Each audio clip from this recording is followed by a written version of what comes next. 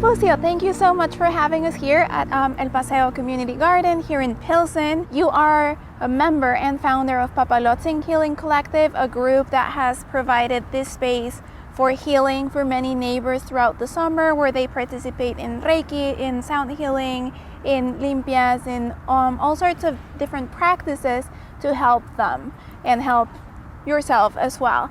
So tell us a little bit about these practices and what you do. So there's many practices that we do. So the event that we have on Wednesdays, it is called Meditation and Sound Healing.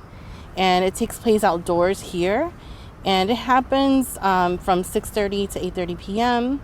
And what I do specifically is I offer meditation in the beginning of the session. It's usually like 10 minutes.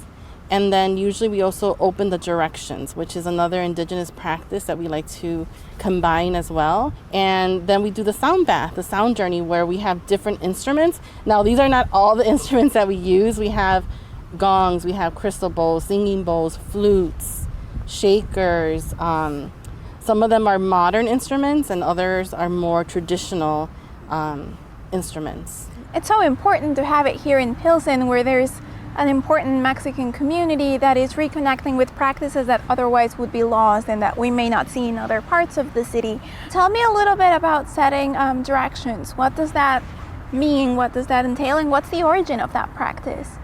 So from what I know, the indigenous people in the Americas, so not just here, but in Mexico, Central America, South America, they all have this practice.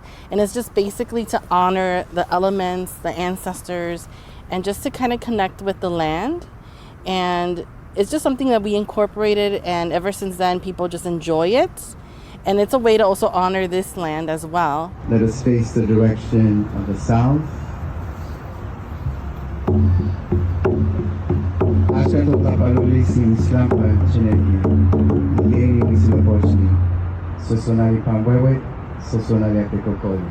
Kat Belmares, member of Papalotzin Healing Collective and sound therapy specialist, thank you for having us here. It's an honor. Thank you for being with us as well. One of the things that you do here with the collective is sound therapy. For those who don't know what that is, can you explain a little bit of what these entails and what benefits it can bring to people? For sure. The new buzzword is sound therapy, sound healing, sound journeys. However, this is something that like our ancestors around the world used in some way, shape, or form for ritual, ceremony, healing, celebration, initiations, transitions, you name it. What the sound therapies do is they activate the parasympathetic nervous system, which calms the body. And when the body is calm and in that state, it allows for its own repair, because so the body is repairing itself. From what you're mentioning, we're starting to see here how science and maybe more traditional Western medicine can intersect and complement with these practices that are also health practices. What do you think is the vision going forward for healthcare and preventive healthcare, especially in communities like Pilsen, where you need to have a little bit of both? I hope and I envision a future where we can bridge both the traditional medicines and the modern medicines. I think that they are both have an important place in our society, and I think our indigenous elders that still carry that knowledge have so much to share with us. But we as humans, as we evolve, you know, we can't go back to obviously what we were. So we have to learn how to bridge and incorporate the medicine that we had prior and the medicine that we have now. And I think once we're able to do that, we can stop fighting about which one is better and really just start to look at things from a different angle.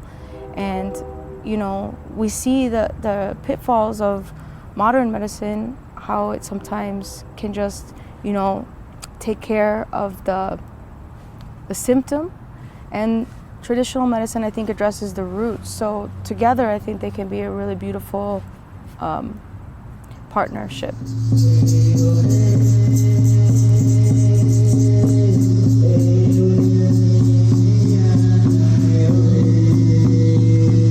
In your experience here at Papalotzin, why is community so important?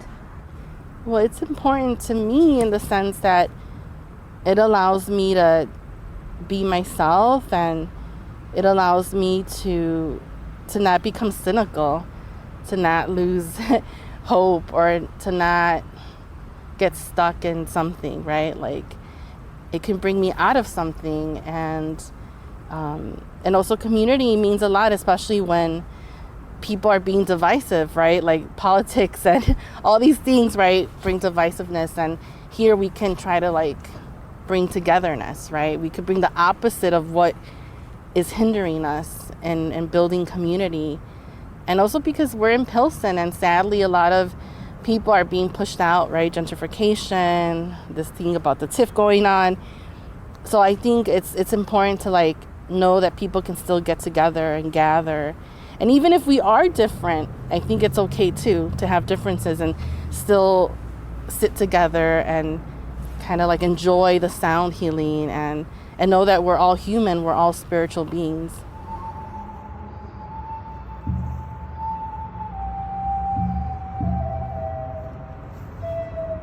You know, people do continuously tell me like how it's allowed them to slow down, it's made them think more, it's even empowered them to take their own healing into their own hands, which is so exciting because that's really the goal, I feel. And then eventually offer things themselves. So I think, you know, we need as many people coming into their own empowerment and empowering others to do the same.